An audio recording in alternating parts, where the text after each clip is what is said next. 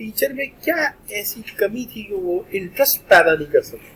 क्योंकि आजकल अगर बच्चा नहीं ना पढ़ा हो वो भी टीचर दबा दो, तो आप इंटरेस्ट नहीं ना पैदा कर सके। अगर इंटरेस्ट पैदा कर देते तो बच्चे आ जाते ना, जैसे आ गए हैं, है ना। ये भी एक बड़ी कहानी। और बाद बच्चों ने तो बकायदा फोन करके कहना शुरू कर दिया है कि सर आप क्या कर रहे हैं, आप आराम से सोए रहते हैं, आपको पता है इधर क्या हालात हो गए, क्या हालात हो गए इधर जनाब, आपको पता नहीं कि हमारा जनाब पेपर आने वाले हैं, तो आप रात को सोया ना करें। अच्छा भाई हम क्या करें सर, तैयारी करें आप भाई, पेपर आ गए तैयारी आप करो, मुझे क्यों कह रहे हो। अच्छा जी, sales tax assessment, sales tax assessment. अच्छा मैं ना आप लोगों से सबसे पहली बात ये पूछता हूँ कि ये है स्लाइड पता नहीं कहाँ से ये वाली लगी है बगैर सोचे समझी। तो ये सेल्स टैक्स असेसमेंट है और ये एक न्यूमेरिकल है इसका, सेल्स टैक्स का। अच्छा आप ये बताइए कि सेल्स टैक्स का जब हम न्यूमेरिकल सॉल्व करते हैं तो सबसे पहला स्टेप क्या होता है? वो तो मुझे भी पता यार, वर्किंग वन बहुत अच्छा स्टेप बताया भाई। तो वर्किंग वन जो है सबसे पहले क्या निकालते हैं? चले वर्किंग वन लिख दिया आपकी ख्वाहिश में। क्या करते हैं सबसे पहले? सबसे पहले इनपुट टैक्स निकालते हैं, है ना। आम लोगों के न्यूमेरिकल से हट के हम एक काम और करते होते हैं, हम वर्किंग टू खाम खास स्टेप बनाया हुआ हमने, उसमें हम क्या करते हैं, वो हम ये करते हैं कि सेल्स की क्लासिफिकेशन करते हैं। इस तरह जो हमारी आउटपुट होती है उसकी क्लासिफिकेशन हो जाती है। ये स्टेप हमारा इजाफी है दूसरों से। फिर इन दोनों की मालूमात की मदद से, इन दोनों की मालूमात की मदद से हम क्या करते हैं, स्टेप 3 लेते हैं। स्टेप 3 में क्या करते हैं हम? शाबाश, अपोर्शनमेंट कर देते हैं। अपोर्शनमेंट इसलिए कर देते हैं कि आम तौर पे हमें जो इनपुट मिलती है ना वो एक ही मिलती है और आउटपुट मुख्तलिफ जगह क्लासीफाई करनी होती है, टैक्सेबल, जीरो रेट और एग्जेम्प्टेड। इसलिए तीसरे स्टेप में हम अपोर्शनमेंट कर देते हैं। ये 3 स्टेप के बाद आम तौर पे हमें फेज बनाने की इजाजत मिल जाती है। इतना काम हो जाता है कि हम फेजिंग कर सकें। बाज़ एक्सेप्शनल केसेस में कोई और वर्किंग की जरूरत पड़ सकती है अगर वो आप फेज में ना ले जाना चाहिए, लेकिन आम तौर पे इन 3 से काम हो जाता है। तो चलिए हम सवाल शुरू करते हैं। जो सवाल है ना आपका ये है ऑटम 15 का सवाल है, बड़ा आसान सा सवाल है। ऑटम 15 का सवाल है, नंबर शंबर बड़े तगड़े यार इसके, 18 नंबर है इसके और सवाल भी बहुत मुख्तसर सा है। लेकिन इसमें अगर आप देखें ना, सबसे पहले Rahbar is registered under the sale tax act 1990 is engaged in the business of manufacturing and supply of specialized equipment। अच्छा ये ना लाजमी पढ़ लेना चाहिए ऊपर से कि इनका कारोबार क्या है, क्योंकि आपको ये पता है कि हमें जो इनपुट आती है हमने जरा ये देखना होता है कि ये जो इनपुट आई है ये बिजनेस का पार्ट है, यानी उस सप्लाई का पार्ट है जो ये बेच रहे हैं, या ये उसके अजाफी कोई चीज़ है।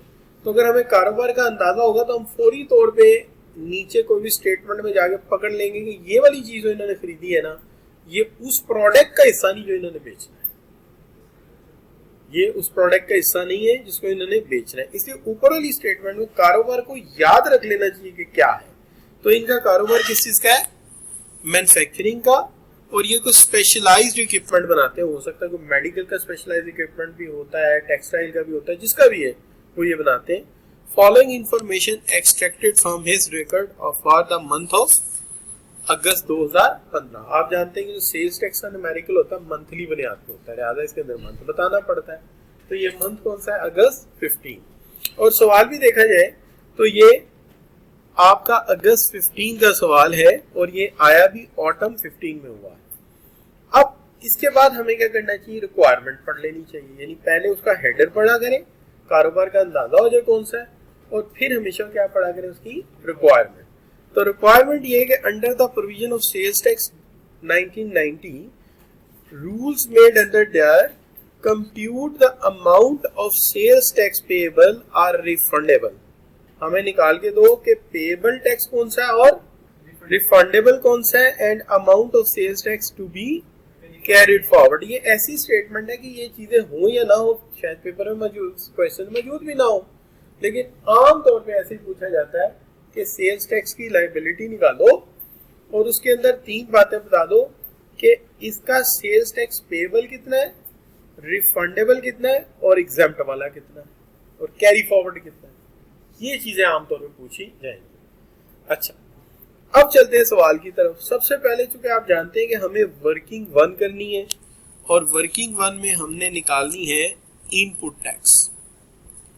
तो इनपुट टैक्स के लिए हम इनपुट की तरफ चलते हैं कि इनपुट कौन कौन सी है इसके अंदर। तो सबसे पहले अगर आप इनपुट देखेंगे तो परचेज जो होती है वो इनपुट होती है। उसके अंदर इन्होंने खरीदा है रॉ मटेरियल, एक इन्होंने खरीदा कॉटेज इंडस्ट्री से और एक इन्होंने खरीदा फ्रॉम लोकल रजिस्टर्ड सप्लायर। अच्छा, इस सप्लायर के मुतालिक कुछ मालूमात आगे भी शायद आ सकती है, लेकिन इन्होंने टोटल बता दिया कि हमने रजिस्टर्ड सप्लायर से इतना इनपुट खरीदा। तो हम सबसे पहले इसी को इसका हिस्सा बना लेते हैं, इनपुट फ्रॉम रजिस्टर्ड सप्लायर। तो जो रजिस्टर्ड सप्लायर है, तो मेरे पास स्टेटमेंट इस पे भी है, मैं यहाँ से देख सकता हूँ इसको। तो अगर यहाँ से मैं देखता हूँ तो रजिस्टर्ड सप्लायर से उन्होंने सप्लाई ली है वो है 25,800 और 000।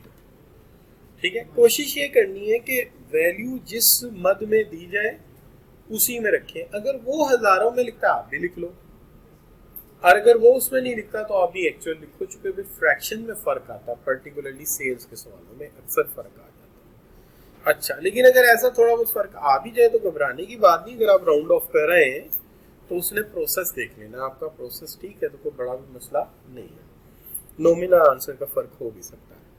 अच्छा, तो ये बच्चों ये मैंने यहाँ से ले लिया। अब ये जो कॉटेज इंडस्ट्री, आप जानते हैं कि जो कॉटेज इंडस्ट्री होती है वो तो इनपुट टैक्स जमा ही नहीं कराती। तो क्या करना चाहिए, कॉटेज इंडस्ट्री को लिखकर यहाँ डैश लगा देना चाहिए। इसको हमें इन्वॉल्व ही नहीं करना चाहिए। इसको इन्वॉल्व ना करने की वजह क्या है, क्योंकि इन्होंने इनपुट देना ही नहीं, पीछे इनके पास कोई सेल्स टैक्स रजिस्ट्रेशन नंबर होगा ही नहीं। ठीक है, तो वो टैली भी नहीं होना, जब डेटा ही नहीं तो टैली किससे होना, लिहाजा वो मिल ही नहीं सकता, उसको वहीं छोड़ दें। हाँ, अलबत्ता ये जरूर है कि आगे जो डिटेल आ रही है ये मैं भी छोड़ रहा हूँ। ये तो जाहिर है इसका ताल्लुक किसके साथ है, इसका आउटपुट के साथ है, सेल्स के साथ है। तो कहता है purchases from local registered person include, यानी ये जो आपका लोकल रजिस्टर्ड लिखा हुआ है उसकी तफसील ये लिखी हुई है। टोटल ऊपर दिया हुआ है, तफसील नीचे दी हुई है। बड़े गौर से देखना है कि क्या ऊपर इज्तिमाई तौर पे टोटल लिख दिया गया मुजमुआ और नीचे उसकी तफसील दी हुई है, तो तफसील को बड़े गौर से देख लेना। मिसाल के तौर पे ये इन सब खरीदारियों का क्या दिया हुआ है, टोटल दिया हुआ है, सम दिया हुआ है, लेकिन इसके अंदर क्या क्या शामिल है, material worth of 16 lakh against the discrepancy has been indicated by Crescent. यानी सॉफ्टवेयर ने मेंशन किया है कि ये जो आपका 16 लाख का इसमें माल है उसके अंदर डिस्क्रिपेंसी है, लिहाजा जो डिस्क्रिपेंसी वाला मामला है उसको हम यहीं पे खत्म कर देते हैं। क्योंकि इसके अंदर डिस्क्रिपेंसी प्रूव हो गई है तो ये तो हमें मिलेगा ही नहीं। इसका मतलब उनके रिकॉर्ड में और हमारे रिकॉर्ड में फर्क है। तो डिस्क्रिपेंसी प्रूव हो गई है, तो अगर डिस्क्रिपेंसी हो गई है कहाँ से साबित हुई है, 61 से। तो ये 16 लाख रुपया हमें क्या करना चाहिए, यही शराफत से माइनस कर देना चाहिए। क्या हाल है? अच्छा, लेकिन ये कि वहां जाके आप कह रहे हो शराफत छोड़ दी मैंने। अच्छा, उसके बाद क्या जी कि रॉ मटेरियल कितने का, 2 मिलियन का, यानी 20 लाख का परचेज फ्रॉम एबी इंटरप्राइजेस कब, 2 अगस्त 15 को। The payment was made on the same day, यानी 2 अगस्त को कर दी थी, लेकिन on 15 August 2015 AB enterprises informed the Rahbar हमारी कंपनी का नाम है, that with the effect of 1st August 2015 their registration has been suspended by the Commissioner Inland Revenue। इसका मतलब है कि उसकी जो रजिस्ट्रेशन है कैंसिल होगी। इसका मतलब वो इनपुट टैक्स जो है वो अपना आउटपुट टैक्स बताएगा नहीं, वो आउटपुट नहीं बताएगा तो हमारा इनपुट नहीं एक्सेप्ट हो सकता, क्योंकि आपको पता है हमने कल ही पढ़ा था कि दोनों को टैली किया जाता है। तो अगर आपका सप्लायर जो है उसका रजिस्ट्रेशन कैंसिल हो गया तो इसका मतलब है आपका इनपुट टैक्स मारा गया। ठीक है, तो वो भी हमें क्या करना पड़ेगा, माइनस करना पड़ेगा। इस कंपनी का नाम है क्या जी, शाबाश, AB इंटरप्राइजेज। रहबर तो हमारा नाम है ना, तो रहबर इंटरप्राइजेस का क्या हुआ है, रजिस्ट्रेशन सस्पेंड हो गया है। तो जब सस्पेंड हो गया है तो इसका मतलब ये है कि ये भी हमारा जो है 2 मिलियन जो है ये हमारे खाते पड़ गया फिर, तो इसको हमें माइनस करना पड़ेगा। अच्छा जी, उसके बाद फिर जाते हैं दोबारा भर के लाते हैं, क्या अगला पॉइंट है, कहता है wire and cables of ₹5 lakh and electrical and sanitary fitting of ₹9 lakh. यानी ये किस लिए लाए होंगे, these items were use in the renovation of factory. तो आप बताइए कि जो माल तो लगता है आपके उस कंपोनेंट में जो आपने बेचना है, वो तो काउंट फॉल होता है हमेशा, लेकिन वो माल जो उसमें लगता ही नहीं, जैसे आप गाड़ी बना रहे हैं तो कार्बोरेटर आ गया तो वो जाहिर है वो इनपुट है, अगर इंजन आ गया तो इनपुट है। लेकिन जहाँ फैक्ट्री बन रही है या फैक्ट्री लगी हुई है वहां पर पंखे लगाने हैं, लाइटें लगानी है, नया फर्नीचर लाना है, क्या ये भी उस गाड़ी का हिस्सा है? ये हिस्सा नहीं है। तो जो हिस्सा नहीं होता आपके प्रोडक्ट का, आपकी सप्लाई का, क्या हाल है, उसका इनपुट टैक्स क्लेम किया जा सकता है, क्योंकि ये तो एडमिनिस्ट्रेटिव पर्पस के लिए कर रहे हैं। क्लियर होगी बात। लिहाजा ये भी उसके अंदर उसने बताया कि शामिल है, क्योंकि उसने लिस्ट दी है, इसका मतलब ये भी गलत शामिल है। तो क्या करना पड़ेगा, वायर और दूसरी चीज कौन सी थी, वायर्स और केबल्स के पैसे माइनस करने पड़ेंगे। कितने, एक का है 5 लाख और एक का है 9 लाख, तो ये बन गया कितना जी, 14 लाख। तो ये 14 लाख रुपया यहां से आपको माइनस करना पड़ेगा। ठीक हो गई जी बात। अब देखिए यहाँ पे लगता यही है कि इसकी डिटेल खत्म हो गई है, लेकिन कहता है an electronic cash register was purchase from the Hitech limited. कितने में, 250,000 में, नहीं 2,50,000 में लिया है। तो ये कौन सी हो गई, ये तो कैपिटल इन्वेस्टमेंट हो गई ना, या कैपिटल इनपुट हो गई, मटेरियल तो नहीं है, ये मटेरियल नहीं है, ये कैपिटल है ये भी इनपुट। तो इसको हम शामिल कर लेंगे, लेकिन जरा अलग से लिखेंगे, ठीक है ना, इसको हम अलग से लिखेंगे। आगे जी, on August Rahbar paid sales tax on 170 किसके, इलेक्ट्रिसिटी बिल के। तो इलेक्ट्रिसिटी बिल तो इसमें शामिल किया जा सकता है, ठीक है, लेकिन ये इलेक्ट्रिसिटी बिल की वैल्यू है या उसका सेल्स टैक्स दिया हुआ है, उसका सेल्स टैक्स दिया हुआ। तो मेरा ख्याल है एक काम करते हैं, इसका टोटल यहाँ मार लेते हैं, उसके अंदर डाल देते हैं इलेक्ट्रिसिटी बिल का, इलेक्ट्रिसिटी बिल का सेल्स टैक्स उसके अंदर हम ऐड कर देंगे, क्योंकि बिजली का बिल भी तो उसी के लिए आया है ना जो चीजें हमने बनाई हैं, तो ये भी इनपुट का हिस्सा है, ये भी इनपुट का हिस्सा है। तो लिहाजा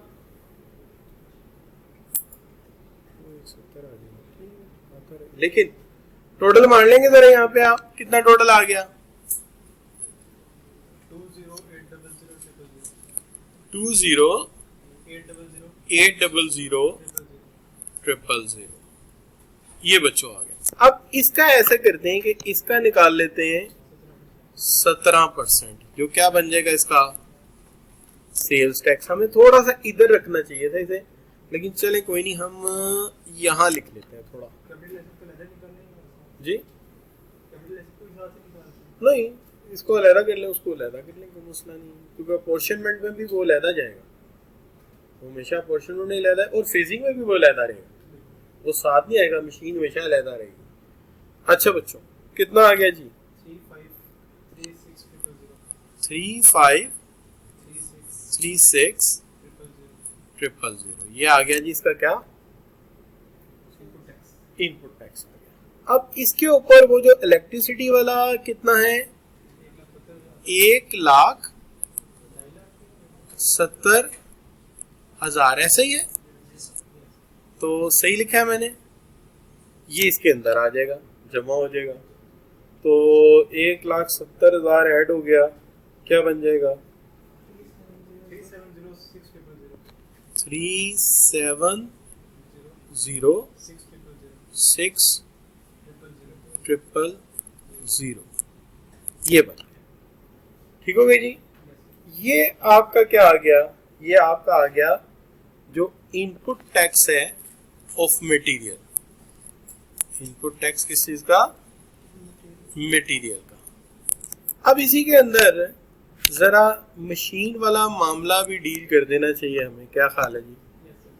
तो चलिए, हमने क्या खरीदा था, किस तरह की मशीन थी, इलेक्ट्रॉनिक कैश रजिस्टर। तो इलेक्ट्रॉनिक कैश रजिस्टर, तो इलेक्ट्रॉनिक कैश रजिस्टर आया था आपका 2,50,000 रुपए का आया था। 17% इस पे लग गया टैक्स, तो ये बन गया 42,500 का बन गया। तो ये बन गया 42,500 का। अब आप कह सकते हैं कि मेरी वर्किंग वन जो है वो कंप्लीट हो गई। ठीक है जी। अच्छा, अब मुझे एक वर्किंग और कर लेनी चाहिए, और वो क्या, आप जानते हैं कि हमेशा हम एक वर्किंग फालतू करते हैं, और वो वर्किंग जो हम फालतू करते हैं उसके अंदर हम अपनी सेल्स क्लासिफिकेशन किया करते हैं। सेल्स क्लासिफिकेशन करते हैं। अब ये सेल्स क्लासिफिकेशन है, इसके अंदर बड़ी सिंपल सी हमें मालूमात मिली हुई है कि एक तो कॉर्पोरेट सेक्टर को हमने 20 लाख की क्या की है, सप्लाई की है। कितने की, 20 मिलियन की हमने सप्लाई की है। उसमें से एग्जेम्प्ट भी है, दूसरी क्लास हो गई ना।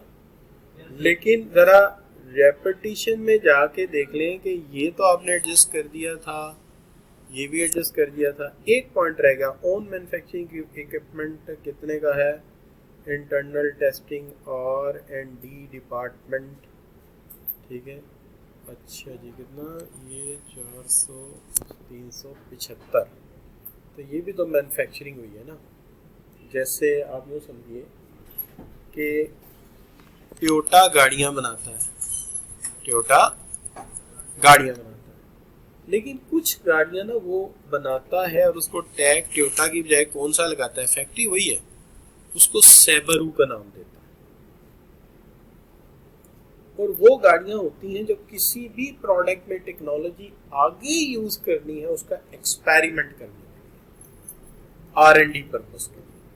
तो जो यूरोप और अमेरिका के रहने वाले लोग हैं वो कहते हैं कि अगर एशिया वालों, अगर तुम्हें सैबरू की कोई गाड़ी मिल जाए तो छोड़ा ना करो, उसे खरीद लिया करो, क्योंकि उसके अंदर जापानियों ने सबसे बेस्ट टेक्नोलॉजी लगाई होती है, क्योंकि वो उनका तजर्बा होता है। कोई बंदा ये नहीं चाहता मेरा तजर्बा फेल हो, तो वो उनकी एक्सपेरिमेंटल गाड़ियाँ होती है। तो लिहाजा मैन्युफैक्चरिंग में तो शामिल हो गई ना, क्या हो गई, मैन्युफैक्चरिंग में तो शामिल हो गई। कितनी, तो ये जो टेस्टिंग के लिए भी गाड़ियाँ बनेंगी या टेस्टिंग के लिए पुर्जे बनेंगे, वो भी मैन्युफैक्चरिंग का हिस्सा होंगे। क्योंकि जब वो टेस्ट वेस्ट हो जाएंगे तो उसकी दो सूरतें बनेंगी, या तो वो अपनी असल हालत में बिक जाएंगे टेस्टिंग के बाद, या वो किसी भी शोकेस प्राइस के ऊपर बिक जाएंगे। शोकेस प्राइस ये होती है कि जैसे ये लैपटॉप जो है ये 40,000 का है, लेकिन अगर ये शोकेस में पड़ा हुआ है लोगों की टेस्टिंग के लिए और बाद में बिकता है तो 35 का बिकेगा, 5,000 सस्ता, फिर पैकिंग नहीं मिलती। तो ये चूंकि यहाँ मेंशन नहीं तो हम तो उसी में कहेंगे ना, क्योंकि उन्होंने हमें वर्थ तो दे दी है ना, ये देखिए वर्थ दे दी है। अब वो यकीनन वर्थ में वो एडजस्ट कर लिया होगा उन्होंने, क्या जो उसका यूजेज कॉस्ट है या एक्सपेरिमेंट करने के बाद जितना सस्ता हुआ होगा वो काउंट हो गया। इस तरह से देखा जाए तो जो उनकी सेल्स है या जो उनकी टैक्सेबल सेल्स हैं उसके अंदर ये आएगा कितना, एक तो आएगा ये 20, मिलियन, और एक आएगा प्रोडक्ट फॉर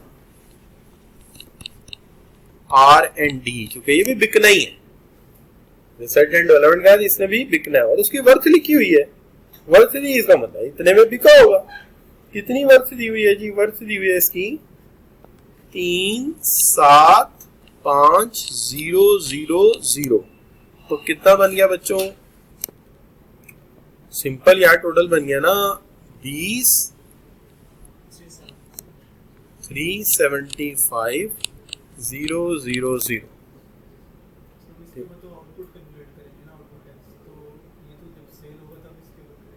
उसमें वर्थ बता दी, इसका मतलब बेच चुका। वर्थ कब बताते हैं? आउटपुट की वर्थ कब बताते हैं? वो कहता है कि जी on manufactured equipment worth of was used for internal testing purpose for R&D department. तो वो बेशक आपने वर्थ, लेकिन वर्थ आ गई तो मैन्युफैक्चरिंग में तो आ गया ना, सेल्फ यूज में आ गया, नहीं बिका होगा। यूज तो अगर यूज हो भी जाए तो फिर भी एक लॉ कहता है कि, आपको याद है तो हमने कहा था कि बाइक बनाने वाला ट्रांसफर की डेफिनेशन पढ़ी थी। ट्रांसफर मींस बेच देना, ट्रांसफर मींस डोनेट कर देना, एंड ट्रांसफर मींस खुद यूज कर लेना। लेकिन यूज के बाद बेचेगा ऑब्वियसली, लेकिन चलो यूज भी कर लिया, तब भी हमारी डेफिनेशन के मुताबिक तो ट्रांसफर हो गया ना। तो ट्रांसफर की डेफिनेशन ये भी है, डोनेट कर देना, खुद यूज कर लेना, रिश्तेदार को दे देना, या बेच देना, ये सारे। तो लिहाजा ये भी डाल दिया मैंने बीच में अल्लाह का नाम लेके, तो ये डन हो गया जी। चलो अब वो जो दूसरी वाली है वो भी तो पढ़ लें कि Rahbar has free replacement faulty part on the request for the 3 customer, these parts were covered under the warranty. तो कितना माल रिटर्न आ गया? 175 का माल रिटर्न आ गया। उसको बाद में देख लेते हैं, अभी हम इसको ऐसे ही रहने देते हैं, क्योंकि अभी तो हमने अपोर्शनमेंट करनी है, सेल की क्लासिफिकेशन करते हैं। जब हम जाएंगे आउटपुट पे तब माइनस कर लेंगे इसको, जब फेजिंग करेंगे तब कर लेंगे ना इसको ट्रीट। अभी तो जो बना है और जो बिका है उस पर कॉस्ट क्या है उसका पहले सॉल्व कर लेना, उसके ऊपर इनपुट टैक्स कितना आया कॉस्टिंग। अच्छा तो ये हो गया जी 175। तो अब ये मैं बाद में देखता हूँ, पहले चले वापस और आए जरा यहाँ पे कि ये जो आपने लिखा है ये कौन सा है? Exempt supply. तो सप्लाई तो है ना, तो इनपुट तो लगी है ना, चाहे एग्जाम्प्ट है। तो यहाँ लिख देते हैं एग्जाम्प्ट सप्लाई। आल दो इससे हमें लेना देना नहीं है इतना, लेकिन ये सप्लाई का पार्ट है। और ये कितनी है? ये है कितनी बच्चों? 378000। अब हम टोटल करेंगे। टोटल पता है किस किस का करना है? इसका और इसका। बेशक उन तीनों का कर लो, या उन 3 वैल्यू को कर लें, या उन दोनों का टोटल कर लें। क्या हाल है जी? तो कितना बनेगा? शाबाश शाबाश, कैलकुलेटर घर से लाया करूं। 2415500। अब एक काम करो, वो ये कि इस वैल्यू को इस पे डिवाइड कर दो। कौन सी वाली वैल्यू को? ये वाली वैल्यू को इस पे डिवाइड करके रेशो बता दो। क्या बनेगा जी? 0.84। थोड़ा आगे चल जाओ, वैल्यू लंबी है। 351 बस ठीक है। अच्छा और दूसरे वाले का भी इसका इस पे डिवाइड करके रेशो बताओ।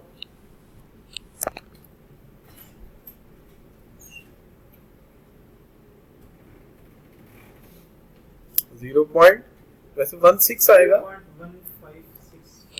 1565 तो नहीं बनता।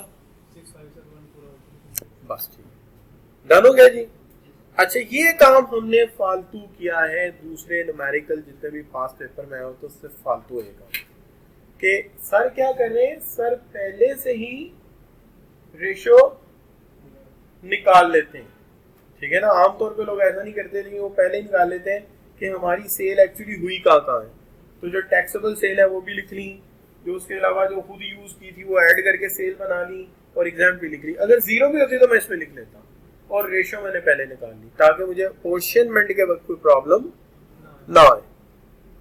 अब मैं कर लेता हूँ क्या, इसकी सेल्स क्लासिफिकेशन उधर कर रहे हैं यहाँ पे, तो यहाँ लिख देता हूँ वर्किंग टू, तो यही कर दिया हमने, वर्किंग टू सेल्स क्लासिफिकेशन। यार ये लाइनें लंबी लंबी क्यों आ जाती हैं, ये गंदी बात है ना।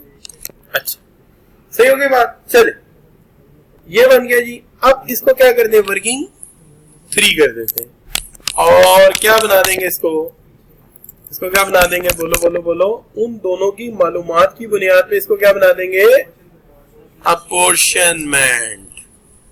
क्या बना देंगे, अपोर्शनमेंट के जो इनपुट है उसका अपोर्शनमेंट करते हैं सेल्स के एतबार से।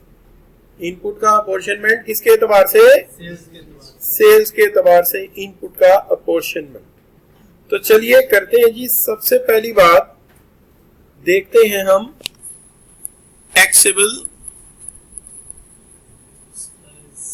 Taxable supplies. दो चीजों को डील करना है हमने, एक हमने मटेरियल को डील करना है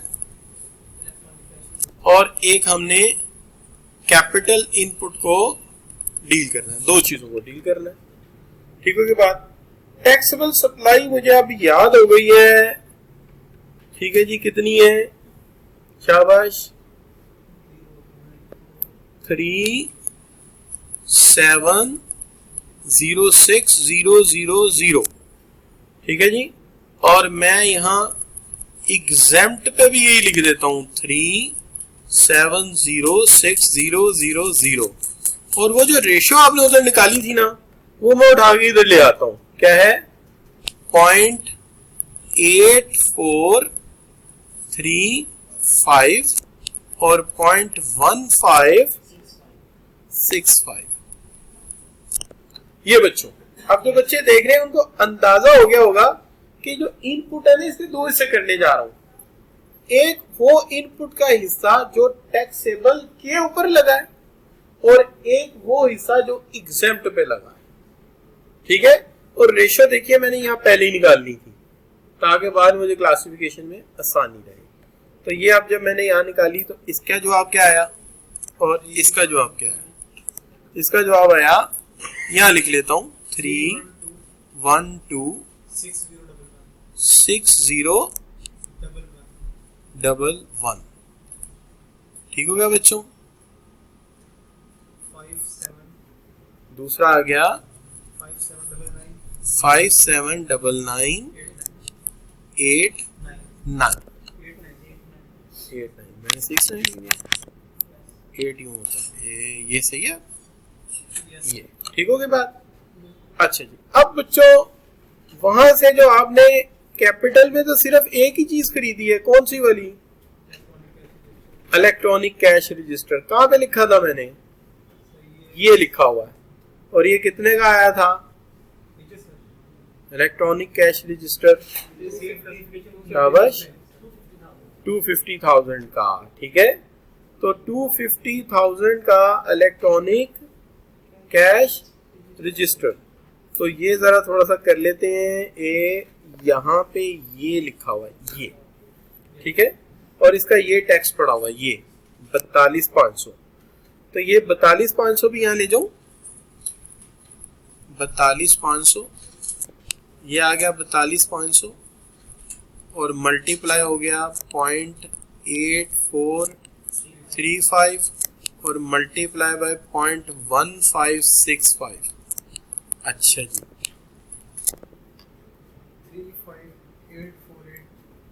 35848 और ये 66512 कर दूं, पक्की बात है। चल सही, तो राउंड ऑफ सही हो गया, चेक करना, पक्की बात है। चलो कोई बात नहीं, ख्याल।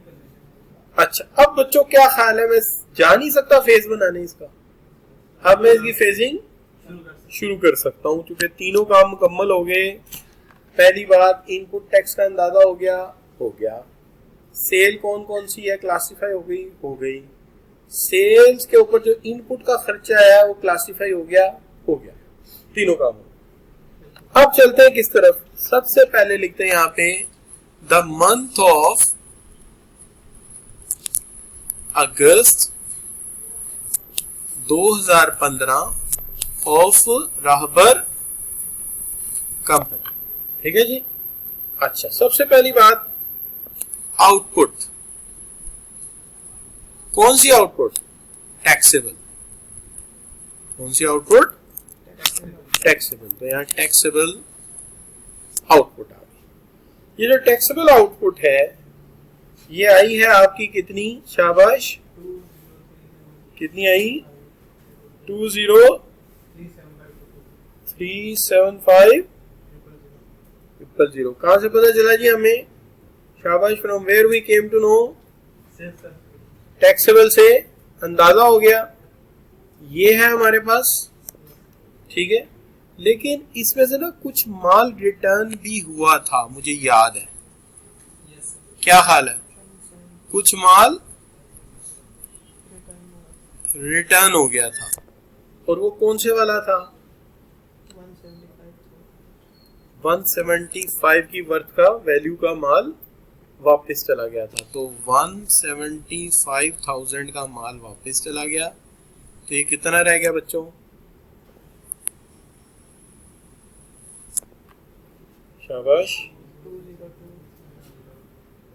200,000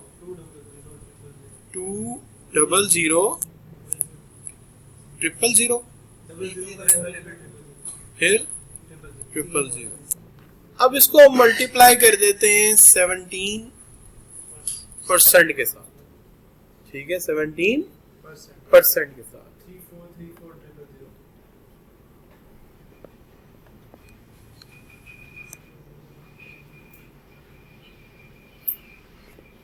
ठीक है। अच्छा बच्चों, कितना हो गया जी?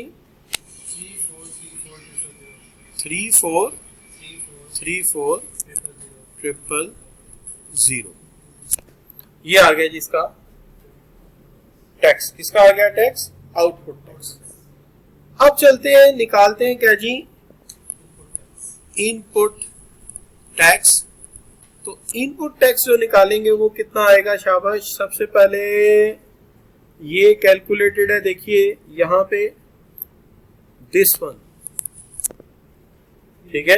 लेकिन हम क्या करेंगे? हम ऐसे नहीं करेंगे, हम यहां लिखेंगे लोअर ऑफ, और लोअर ऑफ लिख के एक एक्चुअल लेंगे। ठीक है जी। कितना एक्चुअल आएगा? अभी देखा था आपने, बताओ। भूल गया? कोई बात नहीं, दोबारा देख लेते हैं। चलो अब याद करो। 312 6, ठीक है जी। तो मैं लिखता हूं 312 60 11। अब याद रहा ना? अच्छा, अब 90% ऑफ सेल्स टैक्स जितना भी आपका बना है, अब इसमें से जो लोअर आ गया 30, 90, 600। कितना जी? 30, 90, 600। तो कौन सा वाला लोअर लग रहा है आपको? 90% वाला। तो इसको माइनस कर देते हैं। 30, 90, 600। अब जरा ये बताओ कि जब भी 90% जो आप निकालेंगे वो कम आए एक्चुअल से, तो बाकी का क्या करेंगे? फिर कैरी फॉरवर्ड होगा। लेकिन अगर एक्चुअल माइनस हो जाता फिर तो आपको एक्चुअल मिल गया सारा, फिर कैरी फॉरवर्ड किस बात का होगा? अच्छा, अब ये माइनस करोगे तो कितना बचेगा? 343400। 3434 सही लिखा है मैंने? अच्छा, चलिए अब ये आ गया बच्चों क्या जी आपके पास आफ्टर डिडक्शन एक अमाउंट आ गई जो टैक्स पेबल है, लेकिन अभी नहीं, अभी इसके अंदर एक और माइनस करना पड़ेगा जो हमने कैपिटल इनपुट यूज की थी और वो थी एक कैश मशीन, तो वो भी इनपुट के तौर पे आई ना, तो उसका जरा टैक्स देखिए कितना बना था, शाबाश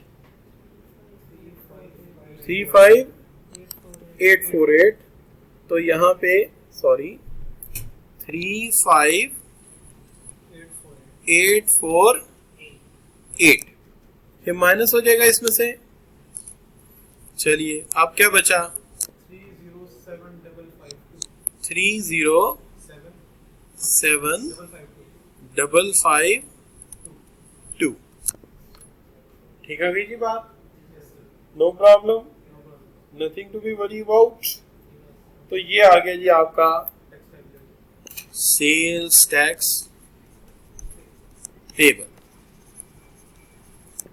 अब जो कैरी फॉरवर्ड है वो कौन सा होएगा जी, एक्चुअल जो है 3 1 2 6 11 11 माइनस 3 0 90 600, चलिए अब माइनस करें, ये जो बचेगा ये हो जाएगा कैरी फॉरवर्ड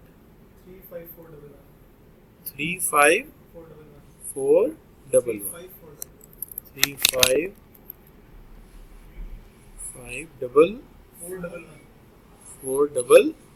अब सही लिखा है, तो ये हो गया क्या जी, कैरी फॉरवर्ड हो गया, ठीक हो गई बात। अच्छा, now this is the carry forward. अच्छा, कोई रिफंडेबल है यहाँ पे? अच्छा, रिफंडेबल क्यों नहीं है? क्योंकि जीरो रेट सप्लाई इस टैक्स में, इस सवाल में नहीं थी, होती तो रिफंड हो जाता। क्लियर जी? इस तरह ये सवाल क्या हो गया, पाया तकमील तक पहुंच चुका है। क्लियर बच्चों, डन होगी बात।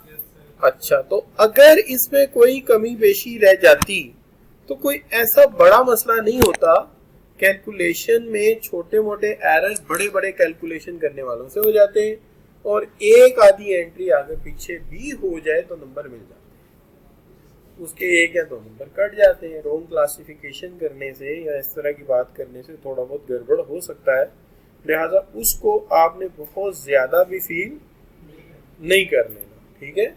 वो तो आम तौर पे आप किताबें पकड़ेंगे ना, किताबें, तो किताबों के अंदर भी आपको इस तरह की सिचुएशन मिल सकती है कि एक टीचर की अपनी किताब में कैलकुलेशन में गलती हो, और वो भी बड़े लीडिंग टीचर है, तो इसका मतलब ये गलतियां, अच्छा एग्जामिनर की भी हो सकती है, ये भी एक बात, एग्जामिनर भी वो गलती कर सकता है। लिहाजा इस तरह से आपने ये नहीं कि बस एक एंट्री गलत हुई, मारे गए, लुट्टे गए, बर्बाद हो गए, 18 नंबर मारे गए, नहीं, ऐसा नहीं है, इतनी जल्दी मारे लुट्टे नहीं जाएंगे, थोड़ा सा वक्त लगेगा मारे लुट्टे जाने, ठीक है जी। तो यहाँ तक ठीक है जी, डन हो गया जी।